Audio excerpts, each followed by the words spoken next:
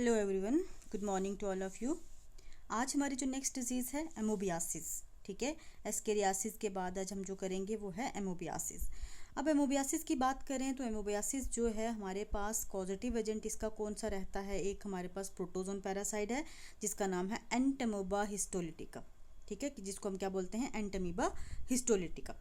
ठीक है, ये पॉजिटिव एजेंट है किसका, एमोबियासिस का, या फिर इसी को बोलते हैं अमीबिक डाइसेंट्री। ठीक है, अमीबिक डाइसेंट्री कौन करवाता है, एंटमीबा हिस्टोलिटिका। अब ये जो पैरासाइट है ये हमारी लार्ज इंटेस्टाइन में रहता है और एमोबिक डाइसेंट्री कॉज करवाता है। ठीक है, देखो कल जो मैंने आपको करवाया था एस्केरियासिस, वो कहाँ रह रहा था, हमारा एस्केरियासिस जो था वो स्मॉल इंटेस्टाइन में था। ठीक है, स्मॉल इंटेस्टाइन में था। और आज जो ये हम एमोबियासिस या एंटमीबा की बात कर रहे हैं ये हमारी लार्ज इंटेस्टाइन में रहता है। ठीक है, उसके बाद एस्केरियासिस बी जो था कल मैंने आपको बताया था किसके थ्रू ट्रांसमिट होता है, oral faecal route, contaminated water and food.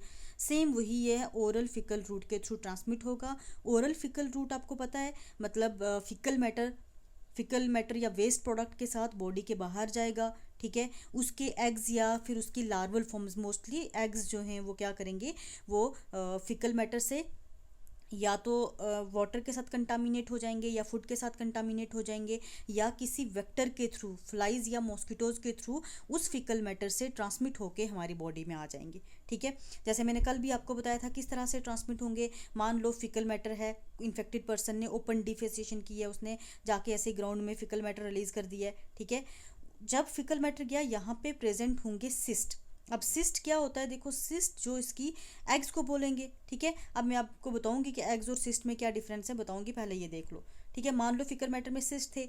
ठीक है, सराउंडिंग में कोई वाटर बॉडी थी, कोई मान लो पॉन्ड वगैरह था या कोई भी वाटर बॉडी थी, यहाँ से फिकल मैटर इस वाटर को कंटामिनेट कर सकता है। या फिर सराउंडिंग में कोई हमारी वेजिटेबल्स लगी हुई थी, यहाँ से कंटामिनेशन हो सकती है। उसके बाद और क्या तरीका है, एक और कंटामिनेशन का तरीका होता है कि फ्लाइज वगैरह आके, वैसे भी फ्लाइज फिकल मैटर पे बैठती रहती हैं, फ्लाइज या मॉस्किटो यहाँ बैठे हैं, उसके बाद आके हमारे फूड या हमारे वाटर पे आके बैठेंगे, तो इस तरह से डायरेक्टली हमारे फूड और वाटर को कंटामिनेट कर लेंगे। वही कंटामिनेटेड फूड और वाटर हमने अपने माउथ से लेना है, तो ये होता है ओरल फिकल ट्रांसमिशन। ठीक है, ओरल फिकल रूट के थ्रू जो ट्रांसमिशन होती है। अब बात आती है कि ये जो आप सिस्ट क्या है, सिस्ट को क्या चीज़ होती है, ये चीज़ की अगर हम बात करें, देखो सिस्ट और एग में क्या डिफरेंस होता है। एग जो है इसके बाहर उतनी हार्ड कवरिंग नहीं होती। ठीक है, लेकिन जो सिस्ट होता है, सिस्ट के बाहर जो है बहुत हार्ड कवरिंग होती है। और मोस्टली ये पैरासाइट्स ने एक एडॉप्टेशन की होती है कि अपने एग्स के बाहर हार्ड कवरिंग बना देते हैं। अब इस हार्ड कवरिंग का बेनिफिट क्या होता है, हार्श इन्वायरमेंटल कंडीशन, मतलब अगर टेम्परेचर नॉर्मल से ज़्यादा हो जाए, टेम्परेचर कम हो जाए, ह्यूमिडिटी रेज हो जाए, मतलब हार्श का मतलब ये है कि नॉर्मल से कोई भी चीज़ एक्सेस हो या कम हो, हार्श इन्वायरमेंटल कंडीशन में ये सिस्ट एज इट इज़ रहता है, इसको कोई फ़र्क नहीं पड़ता।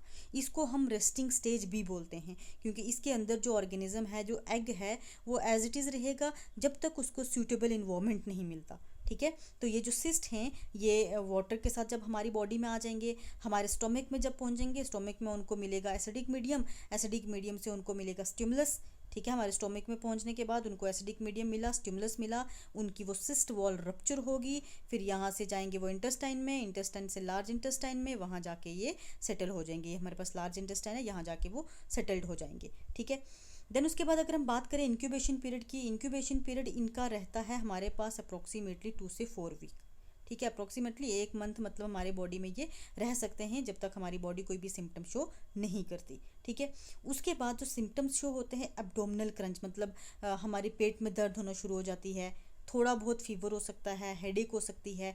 इनिशियल कंडीशंस में कंस्टिपेशन होगी, सीवियर कंडीशंस में डाइसेंट्री हो जाएगी। ठीक है, पहले कॉन्स्टिपेशन होगी उसके बाद डाइसेंट्री, और आपको पता है कॉन्स्टिपेशन के बाद अगर डाइसेंट्री होगी तो ब्लड स्टूल में आता ही आता है। स्टूल में क्या आएगा, ब्लड आएगा, और एब्सिसिस मतलब अल्सर्स टाइप के बन सकते हैं, कहाँ कहाँ, लीवर में, लंग्स में और ब्रेन में। इन जगहों पे ये अल्सर्स बन सकते हैं, ठीक है। देन उसके बाद अगर हम बात करें डायग्नोसिस की, डायग्नोज हम कैसे करेंगे, स्टूल टेस्ट और स्ट्रिंग टेस्ट, जैसे मैंने कल आपको बताया था, जो फिकल मैटर है उसको डायरेक्टली ऑब्जर्व किया जाएगा, या स्ट्रिंग टेस्ट जो एक जेली लाइक कैप्सूल होता है उसके साथ थ्रेड लगा होता है, इसको एनएस से इंसर्ट किया जाता है, देन इसको पुल ऑन किया जाता है और इसके साथ सिस्ट अगर दिखते हैं तो हमें पता चल जाता है कौन सा पर्टिकुलर पैरासाइट है हमारी इंटेस्टाइन में, ठीक है।